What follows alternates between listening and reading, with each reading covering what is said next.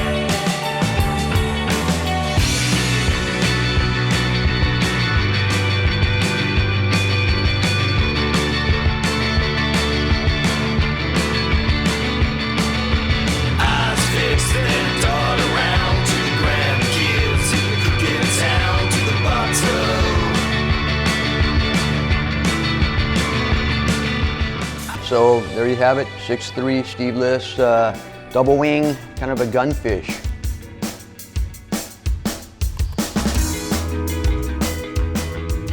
A little special twist to the episode today. We're here in Joe Roper's factory. Been around forever. He's been fixing boards, repairing, surfing, owning the lineup at the Rock and other places. Also a veteran of Pipeline.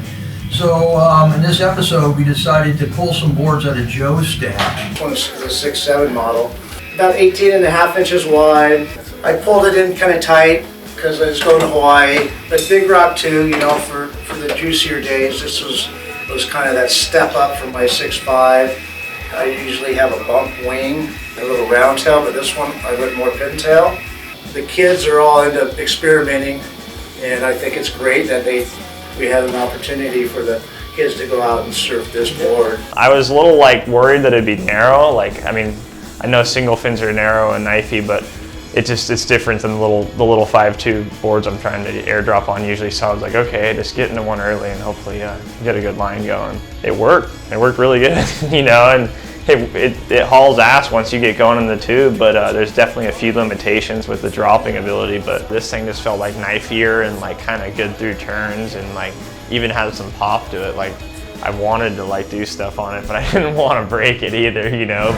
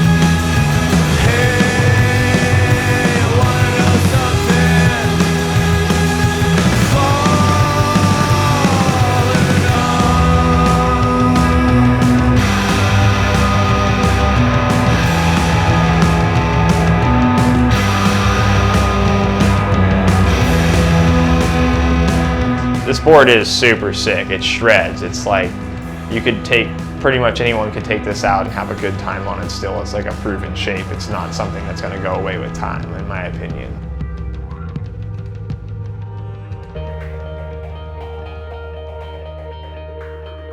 So here was a staple of the La Jolla community for sure at that time. This is a Castor surfboard built by Bill Castor, but it's a Chris O'Rourke model, with Chris O'Rourke being one of the most influential surfers in San Diego history for sure, if not in Southern California at the time. This was pre-GNS. I want to say 72, 73. Well, they started mixing up the double wings and all that little mixed bag of breaking up the tail. And then you always had that Castor fullness, you know, which is great for just that general performance. Chris was a big influence, and to have his own model and to have this in my collection, it's really special. I don't know, when I first saw that board and where we were surfing on it, not the easiest wave to surf on a thruster, so on a single fin I was pretty worried, but it felt good if you pick one line and shoot, but if you had to like go around something or do something different, it was a little difficult. Yeah, there was one I got, it was my first wave, and the thing like, it kind of just worked off the takeoff, and I picked one line, and the thing, as soon as I was in the barrel, the thing like took off.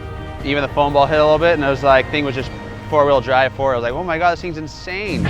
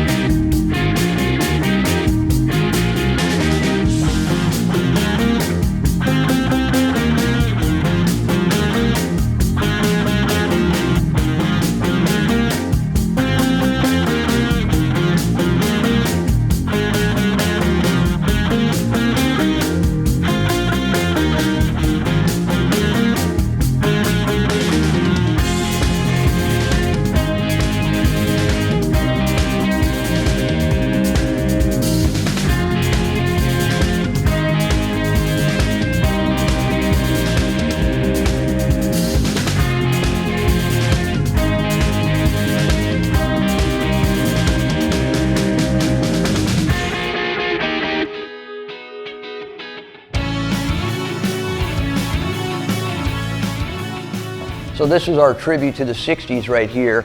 This is a 9'1" BAHNE surfboard. That's right, Bill BAHNE shaped this board personally. Bill and Bob, they're the BAHNE brothers, and they are responsible for Fins Unlimited, the fin boxes, as well as BAHNE surfboards. This is probably about 1967. It's a thin and trim model. We're looking at probably under 3 inches, which is pretty thin for a board that's 9'1". It's 23 inches wide, pretty progressive, real clean, real fluid board. High performance for the time, you know, within 6 months, boards probably dropped a foot. Within a year, they dropped 2 feet.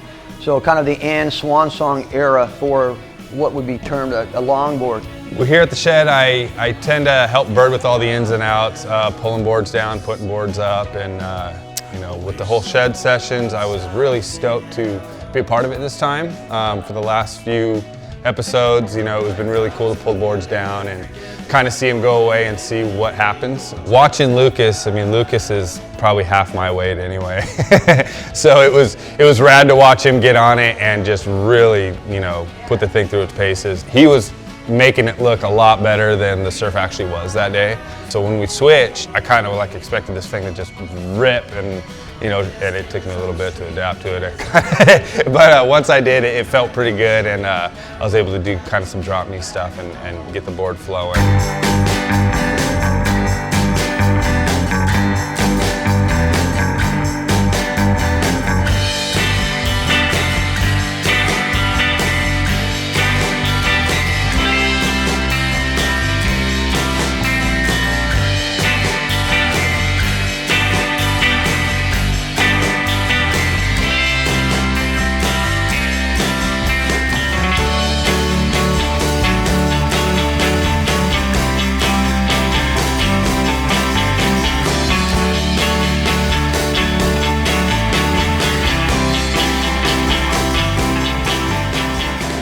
Yeah, BAHNE Brothers, BAHNE Surfboards, San Diego born and bred. All right, another board that I chose to break down for the boys is this little 5'8" Rusty. This is so old that they didn't have really models at that time per se. Shortly thereafter, they came up and started calling it the Flying Saucer. Basically, it's like an egg shaped by Terry Goldsmith, one of Rusty's top shapers at that time. I don't know, like 95 or 6 or so. 5'8", 21 inches wide, 2.5 inches thick. Really good board. It's a C5. That refers to the fin setup. So you have a typical thruster setup, but then Rusty got into putting these little forward fins on the boards, and they developed into the C5. I've heard a lot about that C5 fin system, and I really like the fin system, and I thought it was fast and like responsive and solid. I don't know, I was kind of curious why it didn't stick around or why it never caught, and a couple of the older guys told me that the stubs would break out or were kind of difficult to keep track of on surf trips. Yeah, overall, I think the fins were pretty sick, and they would probably work pretty well in different shaped boards maybe.